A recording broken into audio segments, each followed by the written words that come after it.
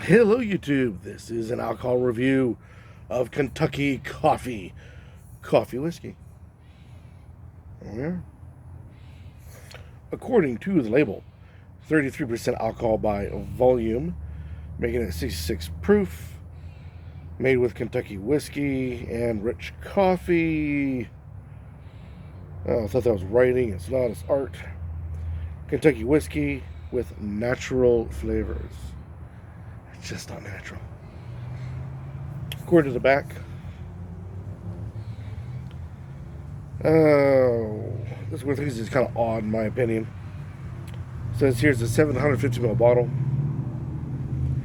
A mix of whiskey cowboys drank around the campfire when the day was done and coffee brewed up in the morning.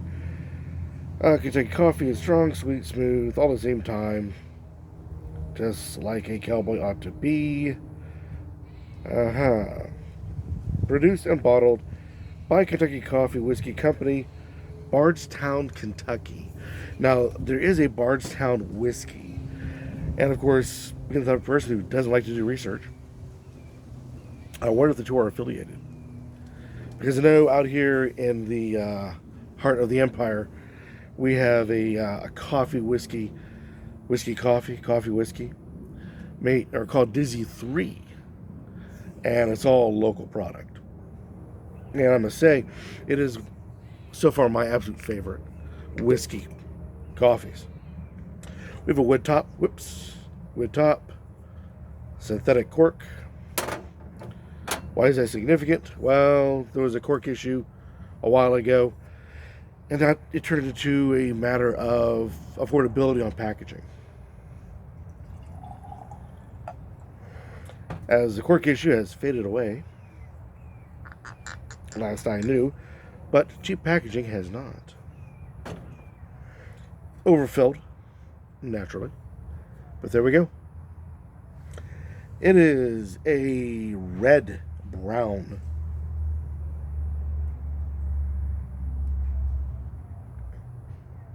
Interesting.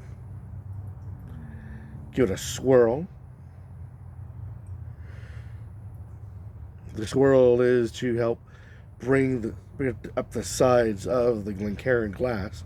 Glencairn brings up the sides and helps expose much more of the bourbon or the whiskey or whatever your fluid is to the air, and it funnels the smell up. That's why it's a narrow with such a belly to it, and it's overfilled because it should be at the middle of the belly, not above that line.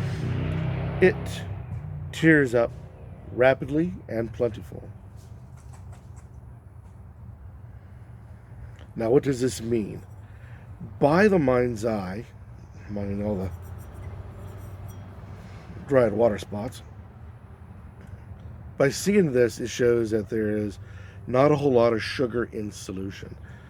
Real quick, for those of you guys in the back row, when you make a distilled drink, it must be fermented first, then distilled. To ferment requires sugar. Sugar left in solution makes the solution thick-ish.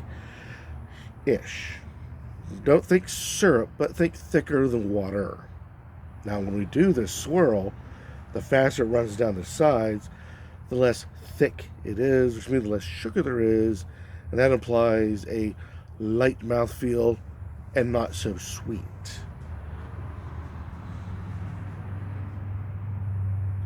Obviously, a lot of sugar that it's going to be sticking, not tear down or leg down so easily. Coffee, vanilla.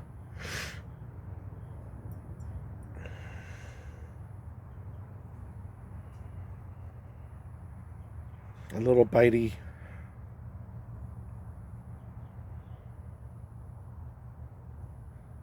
Hints of lemon. Just hints. But definite, like a dark brewed coffee.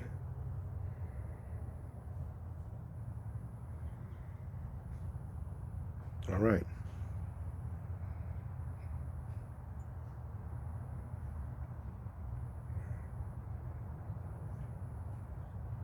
Sweet,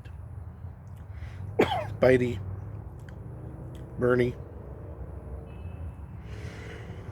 It's always amazing what you get on the nose is not always what you get on the palate.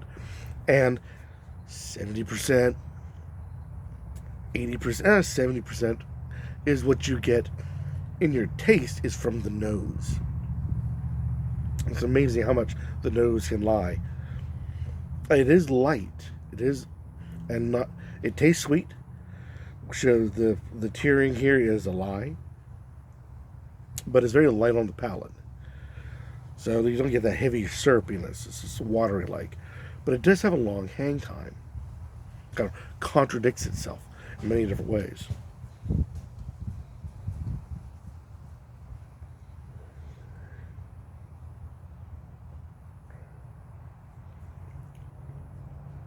If I didn't know better, I swear it tastes cream in this as well. So you get neighbors. So you get a sweet, creamy coffee, dark roast coffee, with a bite to it. Now the bite does not have any whiskey in it that I can detect. So on the nose, the lemon was definitely from the whiskey that my nose was picking up. But taste-wise, it's almost as if you had a dark roast flavored light coffee, light on the palate coffee, with heavy cream and vodka, vanilla vodka added into it.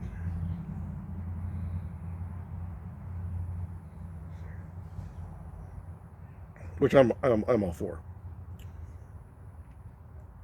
Delicious. I think the only way I would have this better is to put ice on it. Now, be warned when you put ice on. Ice tends to shave off the edges of anything, so it'll take away a lot of that bitiness. It should take away a lot of that burning and kind of settle it down. But the penalty for doing that is that the ice will make it colder and thus subduing the layers of flavor. So you have to determine which is more important to you. The flavors, the breaking of the layers and everything else, or take away those edges. Now, if you want more edges, more layers, you should do what I haven't for quite a while. Add a little bit of water to it. And when I mean little, I mean take your finger, put it into a glass of water, pull it out, put it over a glass, 3 drops. It's usually the most anybody will add to it. I put in more, but I'm a barbarian. What are you going to do? And the water will help break into the solution, water it down a little bit, so then it's easier to pick apart those layers of the flavor and possibly in the nose as well. Now, you get some people out there going, don't water it down, only wimps water it down, and harsher words than that. To be honest, every bourbon, every whiskey you drink has been watered down by law. The only way you can get a whiskey or a bourbon that has not been watered down, it will say on the label, cask strength. That stuff will make you blind. Guaranteed? No, but it's that strong. That's the reason why they water it down. Okay, so it's a bit more palatable to the mass community. If you've got the cojones, go for it. I don't think I've ever tried anything cask strength. When you know about it, it's like, do I really want to eat these hot dogs? I know how they're made. Yeah, so. But anyways, back to this. It's strong enough coffee, but doesn't cross that line, that chocolate line. There are coffees that are so bitter and delicious. They start getting into a coffee zone, if you will. This doesn't go that far.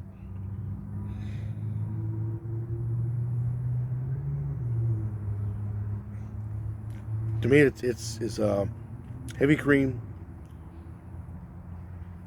A decent helping of sugar, but nothing too extraordinary. Dark roast, vanilla vodka. I swear that's what this is. The only way I would say my suspicions are wrong is just by looking at it, because doing that with coffee, it wouldn't be nearly as transparent. It'd be a lot darker and a lot heavier and a lot hotter. This is just simply room temperature. Give it a try. See what you think. This is Kentucky Coffee Whiskey.